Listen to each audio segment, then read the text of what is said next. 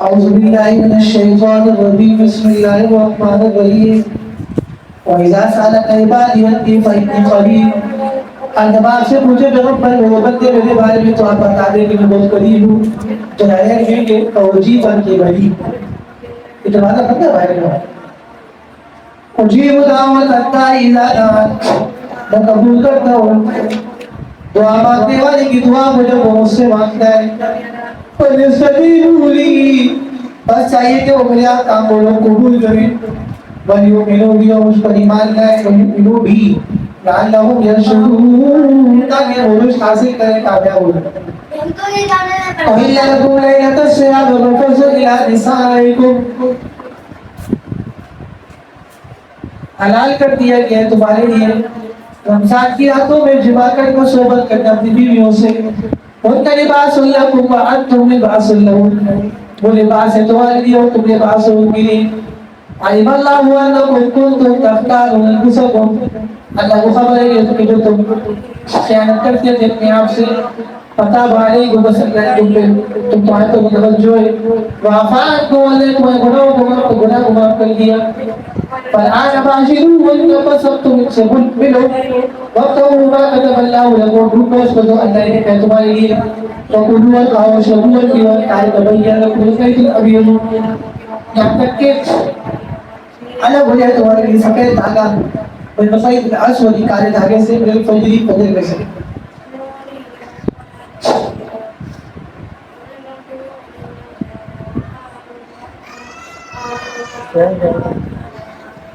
ثم أتموا الصيام إلى الليل پھر پورا کرو روزوں کو رات تک ولا تباشروهن تو بیویوں سے جماع نہ کرو وانتم عاکفون فی المساجد اس حال میں کہ تم اعتکاف کرنے والے ہو مسجد میں تلک حدود اللہ فلا تقربوها یہ اللہ کی مقرر کردہ ہے اس کے قریب بن جائے گا کذالک یبین اللہ آیاتہ للناس اسی طرح اللہ کوئی کر بیان فرماتے ہیں اپنے احکام لوگوں کو سمجھانے کے لیے لعلہم یتقون تاکہ وہ بچے باشد یہ کرو درس کی بیٹھ ادھر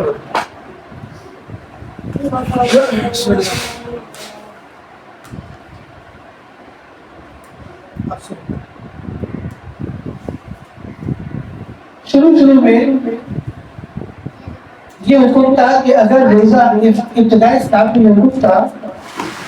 کہ اگر روزہ افطار کرنے کے بعد کسی کی آنکھ لگ جائے اب جب وہ سو کے اٹھے گا تو اس کا روزہ شروع ہے اب نہ وہ کھا سکتا ہے نہ پی سکتا ہے نہ جمع کر سکتا ہے مثلا ایک آدمی افطاری کی سو گیا رات کو 9 بجے آنکھ کھولی تو اب اس کا 9 بجے سے روزہ کیا ہو گیا شروع ہو گیا کل افطار کرنا اب 9 بجے سے لے کے کل افطار تک نہ وہ کھا سکتے نہ پی سکتے نہ دین سے جمع کر سکتے تو ایک صحابی کے وہ دن پر تھکے ہوئے آئے اور انہوں نے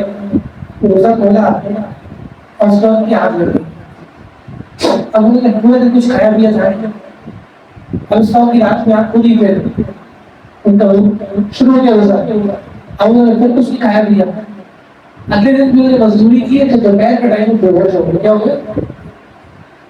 کچھ اور واقعات بھی پیش آئے تھے تو کچھ اور واقعات بھی پیش آئے تھے تو اس موقع پر یہ آیات نازل ہوئی اور پھر اللہ تعالیٰ نے جو غلطیاں ہوئی تھی وہ بعض جگہوں سے تو اللہ تعالیٰ نے اس کو معاف فرمایا اور نیا حکم دیا کہ اب روزے کا جو وقت ہے وہ صرف صبح صادق سے لے کر سورج ڈوبنے تک سورج جب ڈوب گیا افطار ہو گئی اب اگلی صبح تک روزہ نہیں چاہے آپ سوئے یا آپ نہ سوئے روزہ سورج ڈوبنے سے لے کے صبح صادق تک نہیں ہے سورج ڈوبنے سے لے کے صبح صادق تک آپ کھا بھی سکتے ہیں پی بھی سکتے ہیں سو بھی سکتے ہیں بیویوں کے ساتھ جمع کر سکتے ہیں صحبت سب کچھ کر سکتے ہیں روزے کا جو ٹائم ہے وہ صبح صادق سے صرف کب تک ہے سورج ڈوبنے تک یعنی افطار تک تو روزے کے ٹائم میں یہ سب پابندی ہے کہ آپ کھا نہیں سکتے پی نہیں سکتے جمع نہیں کر سکتے نہیں بیوی سے صحبت باقی سو نہیں سکتے لیکن افطار کے بعد سورج ڈوبنے کے بعد سے لے کر جب مغرب تک داخل ہو جائے اگلے دن صبح صادق تک آپ سب کچھ کر سکتے ہیں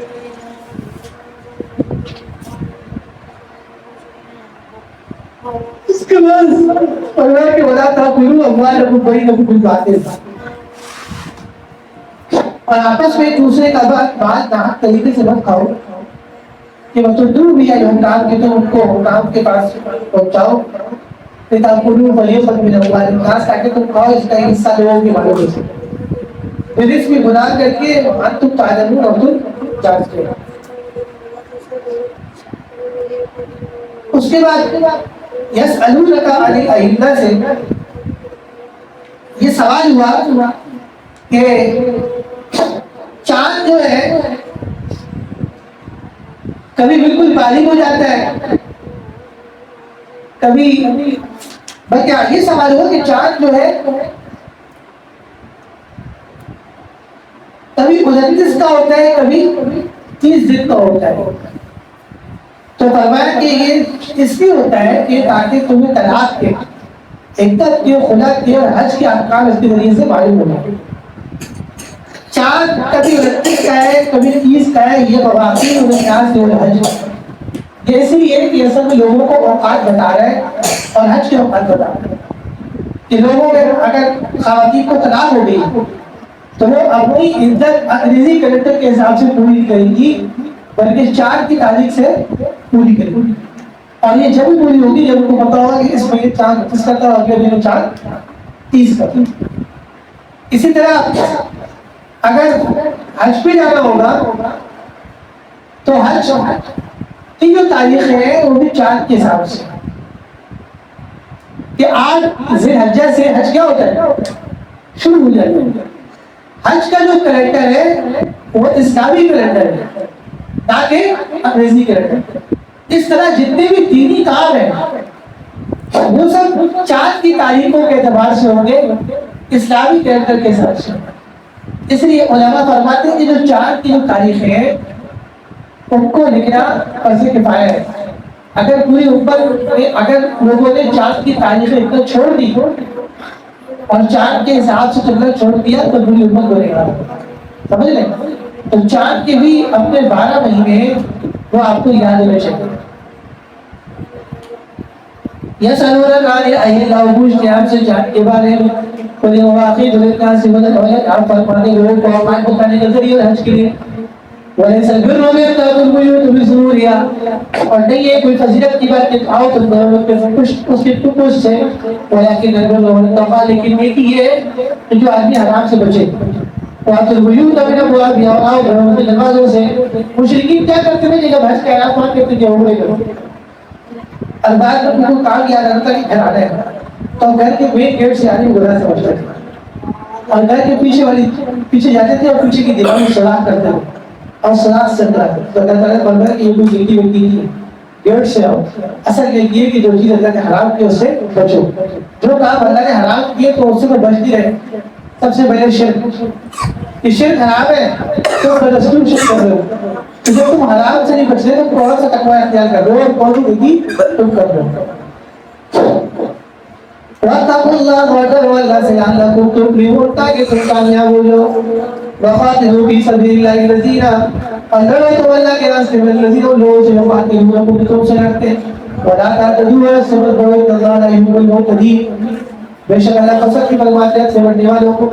وَاقْتُلُوهُمْ وَلْتَقَتَلْ قَوْمٌ فَصَبِّتُمُوهُمْ کیا تم ان کو پاؤ وَأَخْرِجُوهُمْ مِنْ حَيْثُ أَخْرَجُوكُمْ اور نکالے ان کو جہاں سے تمہیں نکالا ہے. وَالْفِتْنَةُ أَشَدُّ مِنَ الْقَتْلِ اور فتنہ بچانا فتنہ پھیلانا اور شرارت کرنا قتل سے بھی زیادہ سخت ہے. آپ صلی اللہ علیہ وسلم کو مشرکین نے مسجد حرام سے جو نکالا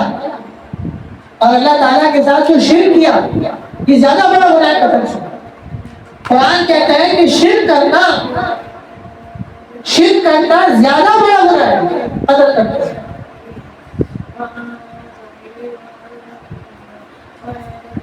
تو آپ صلی اللہ علیہ وسلم کو آپ نے صحابہ کو جو مکہ سے نکالا عمرہ نہیں کرنے دیا اور اس طرح صحابہ اکرام کو شہید کیا اور شرک کیا فرمایا کہ اشد القتل یہ قتل کرنے سے زیادہ بڑا جرم ہے. تم اس پہ روتے ہو کہ اشہر الحرم میں ایک آدمی غلطی سے قتل ہو گیا تمہارے. ہاں پہلے اشہر الحرم میں سال کے 4 مہینے حرمت والے ہوتے تھے اس میں کٹو قتال بنا تھا. اب وہ حرمت ختم ہو گئی اب جائز ہے. تو کافروں کا ایک آدمی غلطی سے مارا گیا تو فرمایا تو انہوں نے شور مچایا. تو فرمایا کہ رسول اللہ صلی اللہ علیہ وسلم اور صحابہ کو مسجد حرام سے نکالنا اور عمرہ نہ کرنے دینا اور صحابہ کو شہید کرنا اور اللہ تعالیٰ کے ساتھ شرک کرنا، یہ زیادہ بڑا گناہ ہے قتل سے. تمہارا جو آدمی قتل ہوا شروع ہو کہ غلطی سے صحابہ کے ہاتھ سے، وہ اتنا بڑا جرم نہیں ہے، وہ جرم نہیں ہے. لیکن یہ جو تم نے جان بوجھ کر آپ صلی اللہ علیہ وسلم کو اور صحابہ کرام کو مسجد حرام سے نکالے، یہ زیادہ بڑا جرم ہے. ابھی جو چند دن پہلے کچھ بکارا قسم کے دہشت گرد آئے تھے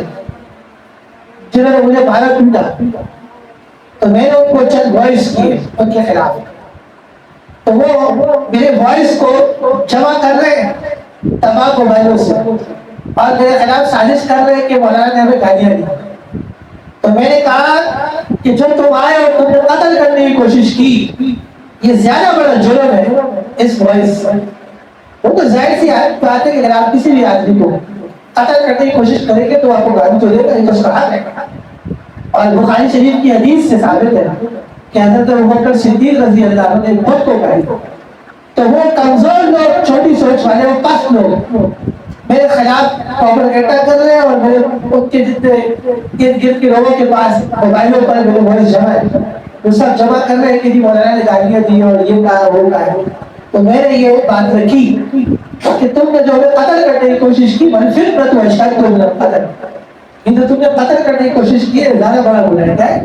باقی وہ انسان کا حق ہے کہ جب آپ کسی کو ظلم کریں گے تو لا یحب اللہ الجہر بالسوء من القول الا من ظلم،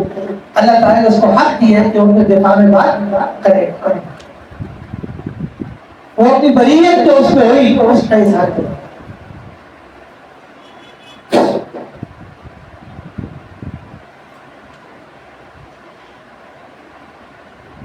وَلَا تُقَاتِلُوهُمْ عِندَ الْمَسْجِدِ الْحَرَامِ، اور مت قتال کرو ان کے ساتھ مسجد حرام کے پاس. حَتَّىٰ يُقَاتِلُوكُمْ فِيهِ، یہاں تک کہ وہ تم سے خود لڑے اس میں.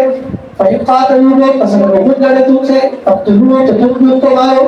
ظاہر سی بات ہے جب انہوں نے خود لڑائی شروع کی تو دفاع تو پایا ہے. مسجد حرام میں تو ابھرا لڑکا لڑے،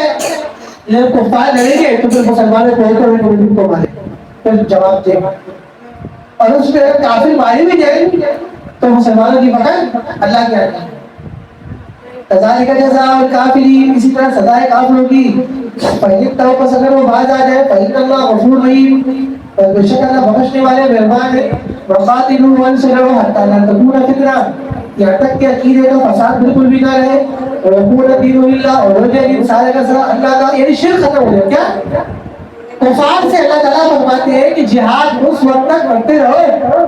جب تک کہ زمین کے اوپر سے شرک ختم نہ ہو. اس امت کا جو آخری جہاد ہے وہ دجال کا ہے.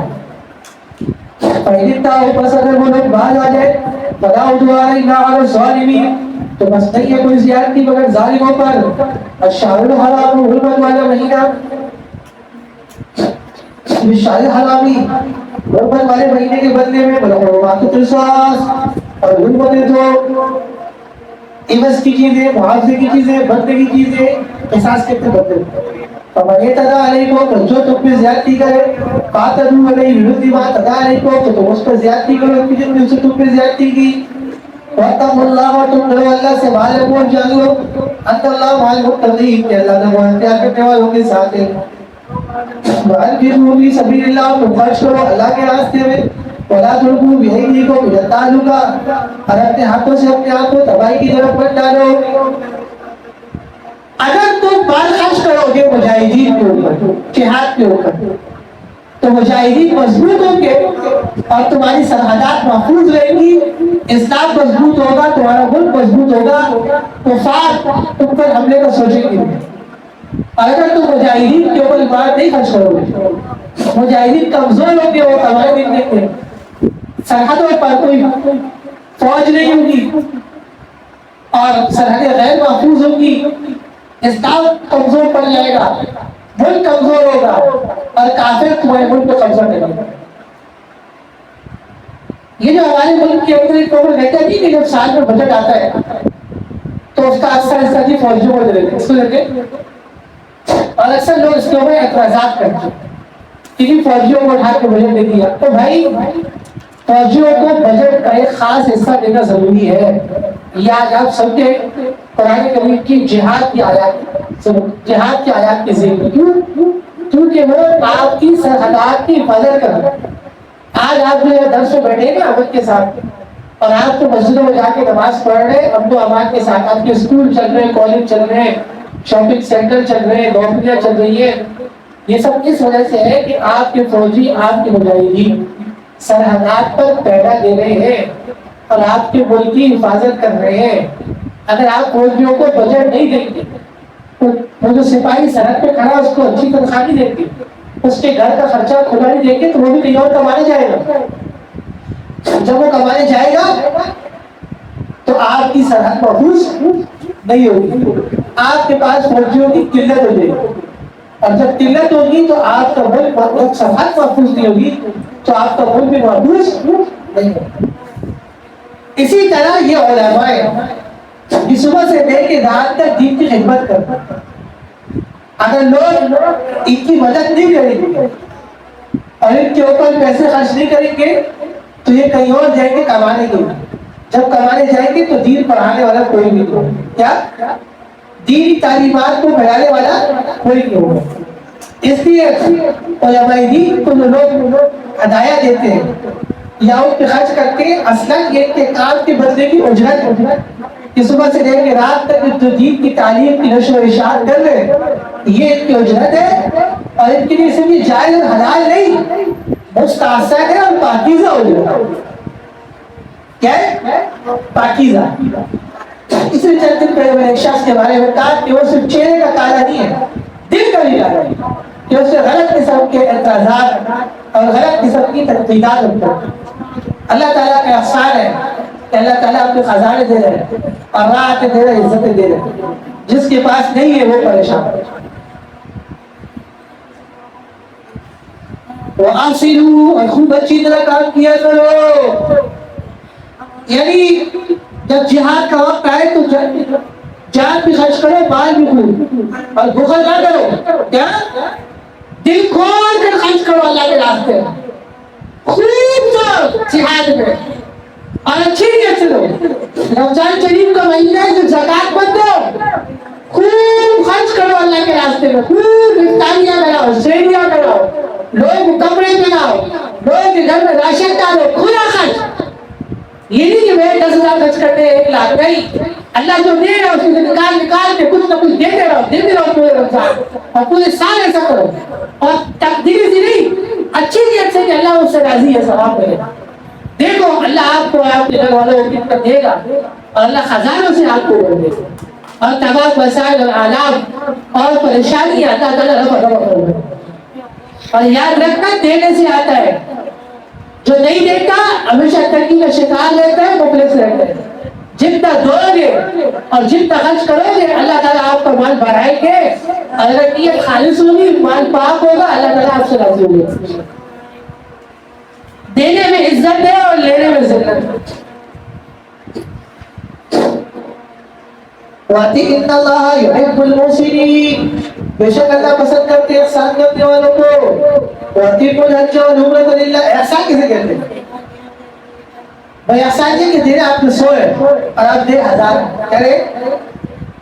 دینا آپ نے سوئے اور دے کتنا رہے 1000۔ تو جو امریکہ سے ایک بندہ ہے JDC کے پاس، علی شیخانی، واقعی اللہ تعالیٰ اس کو بس سلامت ہو، اس کو دیکھ کے بہت دعائیں نکلتی ہیں، بہت کام کرتا ہے۔ ظفر عباس JDC جیسا بھی آدمی ہے، میری اس سے بحث نہیں ہے، لیکن علی شیخانی جو آدمی ہے وہ بہت 22% ہے، اور اللہ تعالیٰ اس کو بہت دے۔ وہ صرف پاکستان میں نہیں، امریکہ اور بہت خرچات کرتا ہے۔ اللہ تعالیٰ اس ملک کے اندر ایسے اور لوگ پیدا فرمائیں کہ جو اس ملک کے رہنے والوں کی خدمت کریں۔ بس ایک شکوہ یہ ہے کہ اللہ تعالیٰ ان کی توجہات مساجد کی طرف بھی اور مدارس کی طرف بھی کرو. کیونکہ پاکستان کے جو دینی مدارس ہیں وہ اعلیٰ درجے کے مستحق ہیں کہ آپ اپنی زکوٰۃ صدقات دینی مدارس کو دیں تاکہ وہ طلبہ میں خرچ کریں اور پورا سال دین پڑھائیں اور آپ کا اسلام اور دین مضبوط ہو تاکہ آپ لوگوں کے جتنے مسائل ہیں وہ بیٹھ کے مدرسوں میں لے کر اس کو حل کریں. تو اس میں تو کوئی شک نہیں کہ علی شیخانی گروہ بہت کام کرتا ہے لیکن اور ہر جگہ کرنا ہے اللہ تعالیٰ خود کام کرنے سے لیکن ان کی توجہات مدرسے کی طرف مدارس کی طرف ہیں. اور اللہ کا یہ ہوا احسان ہے کہ کراچی کے اندر جو گورنر ہے وہ جس بھی عقیدے کا ہے اور جس بھی مذہب کا ہے لیکن اس کی ایک بہت اچھی خوبی ہے جو مجھے اچھی لگتی ہے وہ یہ کہ وہ خرچ ہو رہے ہیں اور لوگوں کی مدد میں عمل کرتا رہتا ہے بے لوس. یہ وہ واحد گورنر ہے کہ جو عوامی گورنر ہے. میں نے اپنی زندگی میں شہر کراچی کے اندر ایسا گورنر نہیں دیکھا جیسا کامران تصویر. کوئی شک نہیں کہ کامران تصویر کی خدمات جو ہے شکر کا باعث ہے اور مستحسن خدمت. ٹھیک ہے اس کے جو کمزور کام ہے کامران تصویر کے جب وہ بھی کمزور کام کرتے ہیں تو میں اس کا رد کرتا ہوں اس کمزور کام کو کہ بھائی اس کی اصلاح ہونی چاہیے لیکن جو اس کی خدمات ہے ملک کے لیے کراچی کے لیے وہ مسلط ہے.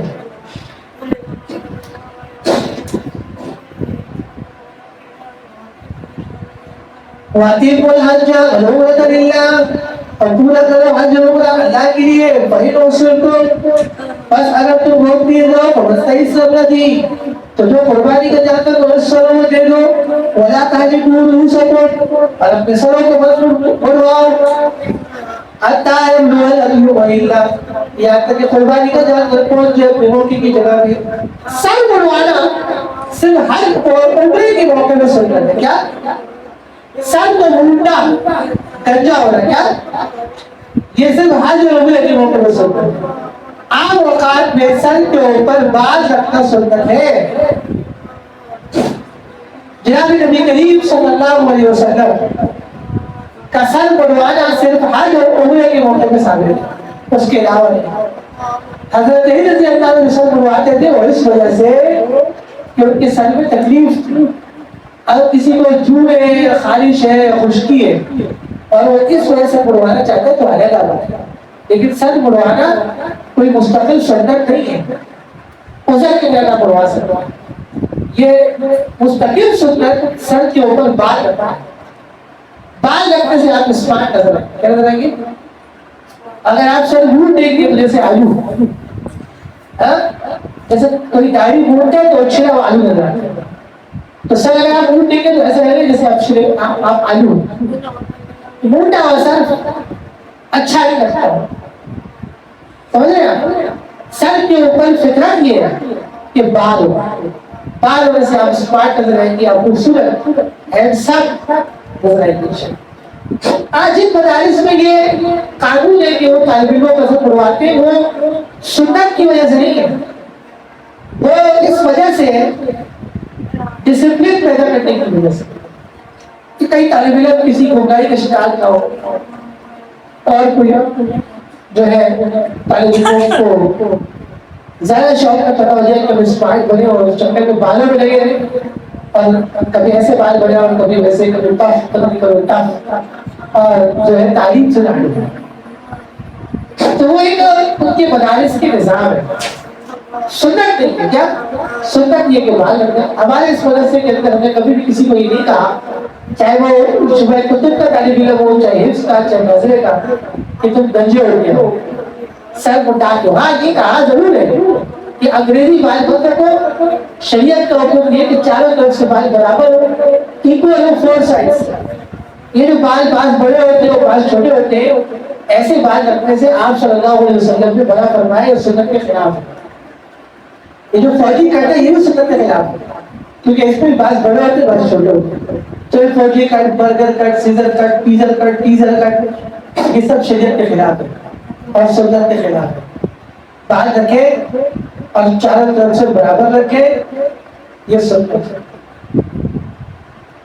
وہ دو بھائی نہیں دبئی کے اندر جو ہے تو موبائل کے کرتے موبائل کی دکان دیکھیں ایک شکل کی تمہیں کراچی آئے ہوئے تو کوئی ملا تو دونوں بھائی کی شکل ایک جیسے اور زمزم کیا نام ہے ہاں زمزم الیکٹرانک تو ان دونوں بھائیوں کی شکل ایک جیسی تو اور بال بھی کیا بناتے ہیں دونوں بھائی ایک جیسے کپڑے بھی ایک جیسے خطرہ ہے کہ وہ خاص جگہ بھی ایک جیسی ہے جی ذالک لمن لم فمن کان منکم مریضا جو تم میں سے آدمی بیمار ہو او بھی اگر گلوسی یا اس کے سر میں تکلیف ہو تو پھر یہ تم من صیام تو فدیہ دے روزے کا تو فدیہ دے روزہ رکھے او صدقہ دے صدقہ دے او نسک یا قربانی دے یا کوئی جانور ذبح فَإِذَا أَمِنْتُمْ فَذَّبْتُمْ وَمَنْ کی حالت میں ہو فَمَنْ تَمَتَّعَ بِالْعُمْرَةِ إِلَى الْحَجِّ اور جو فائدہ اٹھائے آدمی عمرے سے تو حج کے ساتھ ملا کر یعنی حج قران کرے تمتع یہ حج تمتع ہے یہ حج تمتع فَمَسْتَيْ سَلَامِ الْحَدِي تو جو کچھ کو ایسا قربانی میں سے کرے ایک زمانے میں ہمارے مولوی فرحان صاحب مشرک بات بنے انہوں نے کہا کہ کل میں اپنی والدہ کے ساتھ عمرے میں جا رہا ہوں شاید صبح کی ہے دوپہر صبح تو میرے بھائی نے ان سے بڑی درخواست کی دعا ان سے بڑا تعلق تھا اور مولوی فرحان کو ہی دیکھ کر میں بڑا متاثر ہوا اور پھر میں نے فیصلہ کیا کہ میں نے عالم بن کیونکہ وہ واحد تھے جو ہمارے علاقے میں عالم بن رہے تھے ایک مولوی فرحان اور ایک مولوی عمر مولوی فرحان سے زیادہ متاثر تھے وہ پہلے سے پڑھ رہے تھے کیونکہ بیان میں بیٹھتے تھے اگلے دن جب میں مسجد میں آیا شام میں مغرب کو دیکھا تو مولوی فرحان مسجد میں نماز پڑھ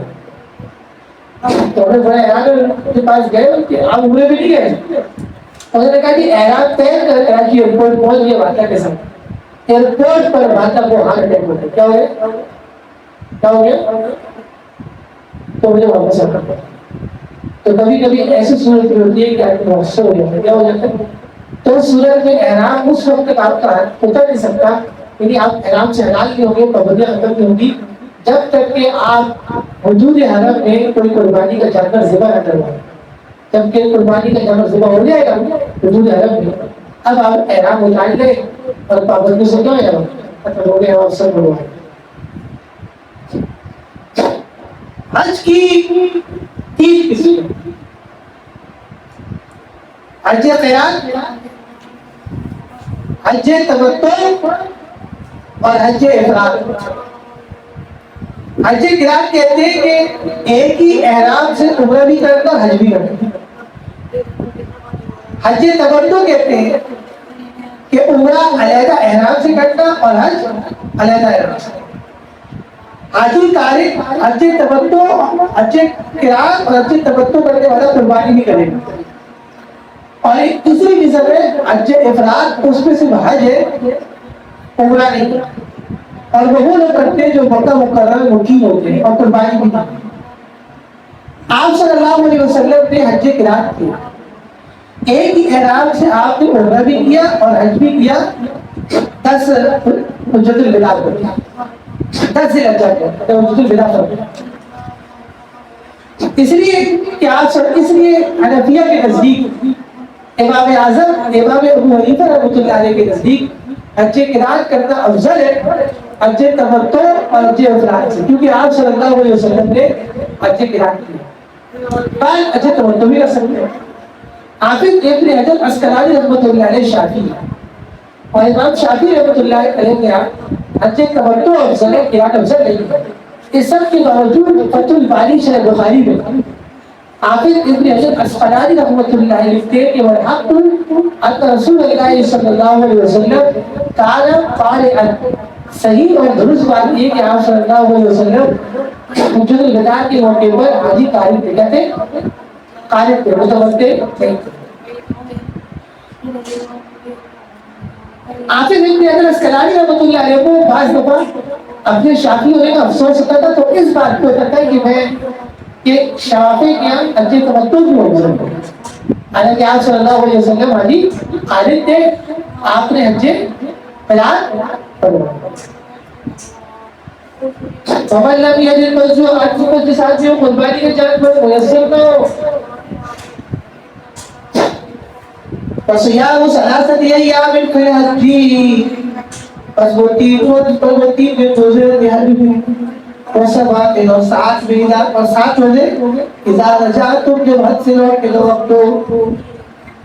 ٹوٹل 10 رکھتے ہیں 3 حج سے پہلے اور 7 حج کے بعد تلك عشرة كاملة 10 روزے پورے ہو گئے اگلی جماعت کا عشرہ لوگ ہو یہاں سے لکھا عشرہ ہاں کسی کا بھی ذالک لمن لم يكن أهله حاضر المسجد الحرام یہ اس آدمی کے حکم ہے جس کے گھر والے جس کا گھر مسجد حرام کے پاس نہ رہتا ہو اس کی فیملی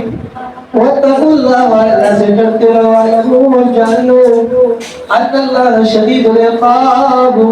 کہ اللہ سخت عذاب دینے والا ہے الحج اشہر معلومات حج کے مہینے کی معلوم ہے بھائی شوال کا مہینہ ذی القعدہ اور ذی الحج اس 3 مہینوں میں جب بھی آپ حج کا احرام باندھ لیں احرام منعقد ہو جائے گا ابھی رمضان شریف کے مہینے کے بعد کون سا مہینہ شوال کا تو آپ شوال میں بھی حج کا احرام باندھ سکتے ہیں ذی القعدہ میں بھی باندھ سکتے ہیں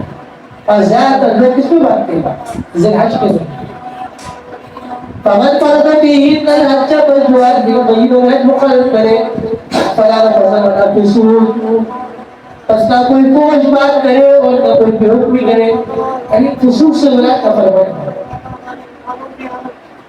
فحش باتیں کیسے کرتے ہیں زنا کی باتیں کرتے ہیں نامحرموں سے باتیں کرتے ہیں فمن اور گناہ کی باتیں کرتا ہے فمن فرض فيهن الحج ولا جدال في الحج اور کسی کے ساتھ کوئی جھگڑا نہ کرے حج میں عجیب بات ہے کہ اللہ تعالیٰ نے اللہ تعالیٰ تو بڑا فرمایا کہ حج میں جھگڑا نہ ہو لیکن آدمی غصہ آتا ہے بعض دفعہ ایسے معاملات بن جاتے ہیں کہ غصہ آ جاتا ہے ایک طرح کا امتحان ہے کیا امتحان ہم لوگ مدینہ منورہ جا رہے تھے پوری فیملی ساتھ تھی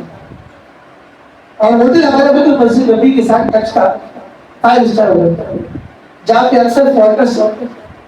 مسلمس ٹھہرتے ہیں باہر سے اس میں بہت لوگ گاڑی لوگ کو بتا کے دیا جو ہوٹل تھے آپ کو نہیں سمجھ جب میں گاڑی سوچا سامان لے کے دیکھا تو دوسری جگہ دی تو غصہ آ گیا یا تو رستے کی بات گاڑی دے گی آپ ٹیکسی کر دو ٹیکسی میں مجھے پیسے دی گاڑی دی تو اس وقت حسین میری بہت بیٹا حسین اس وقت چیک پہلے کر تو رقصہ بھی چھوٹی تھی خیر ہم لوگ گاڑی میں سوار ہیں اس سے دوبارہ ہمیں کہیں کسی اور ہوٹل میں چھوڑ دی پھر ہم نے فون کیا وہ ایجنٹ آیا وہ ٹیکسی میں اٹھا کے لے گیا خود سوار اٹھایا اب جو ہمارا مقرر کرتا ہوٹل تھا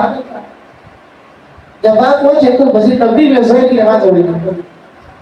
آواز آ رہی تھی تو وہ جو کاؤنٹر پہ چیک والا بندہ بیٹھا ہوتا چیکنگ والا وہ کافی دیر لگا رہا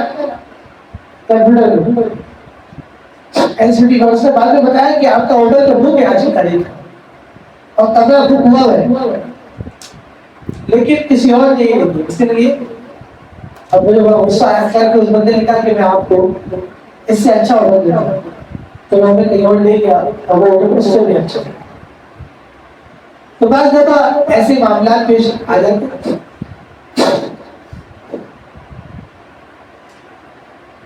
میں مکہ مکرمہ میں اس ہوٹل بک کیا ہوا تھا تو ایک دن کچھ دن گزارنے کے بعد پاکستانی ایجنٹ آیا اور پٹھان تھا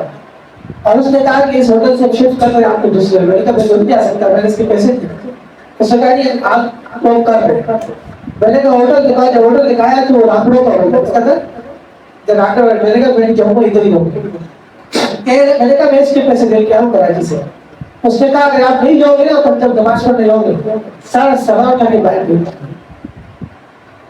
اتفاق سے بہت پریشان 2 رکعت پڑھی اور سورہ یاسین شریف پڑھی 2 رکعت 10 رکعت ایک پاکستانی مقامی میڈیا دستگیر تھا اور وہ مکہ میں اس کو ہوٹل ہوتا اس نے کہا کہ ادارے کی ترقی ہو انسان کے بچے ہوتے ہیں. بھائی ادارہ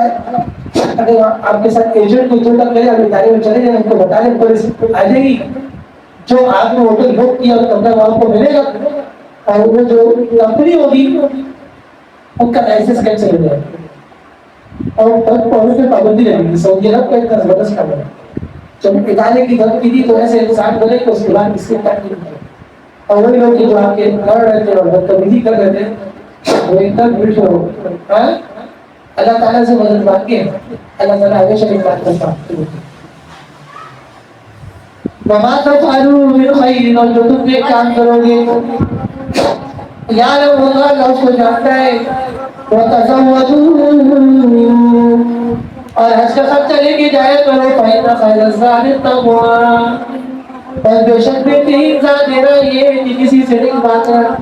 واتقوا اور ڈرتے رہو مجھ سے یا اولي الالباب عقل والوں. ليس عليكم جناح تم پہ ذرا بھی گناہ نہیں ہے تب تبو فضل و ربکم کہ تم معاش کو تلاش کرو معاش کو روزی کو اپنے رب کے فضل کو. فَإِذَا أَفَضْتُم مِّنْ عَرَفَاتٍ بس جب تم عرفات سے واپس آنے لگو فاذكروا اللَّهَ عِندَ الْمَشْعَرِ الْحَرَامِ تو اللہ کا ذکر کرو مزدلفہ میں مشعر حرام مزدلفہ میں. وَاذْكُرُوهُ كَمَا هَدَاكُمْ اور یاد کرو اللہ کو جیسے اللہ نے تمہیں سکھایا ہے. وَإِن كُنتُم مِّن قَبْلِهِ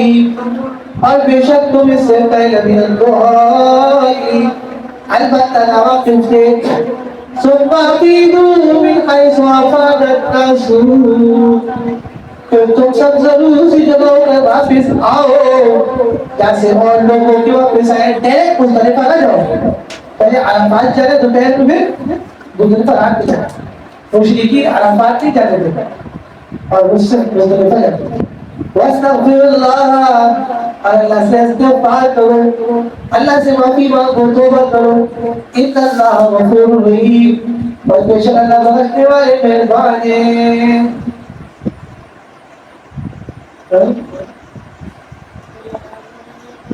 اللہ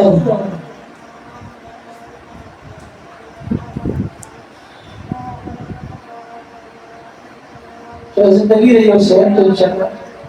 کل دوپہر آپ کو بتا اور حالت کا اندر کر رہی ہے اوپر ایک آئیٹ جو اوپر ہوا.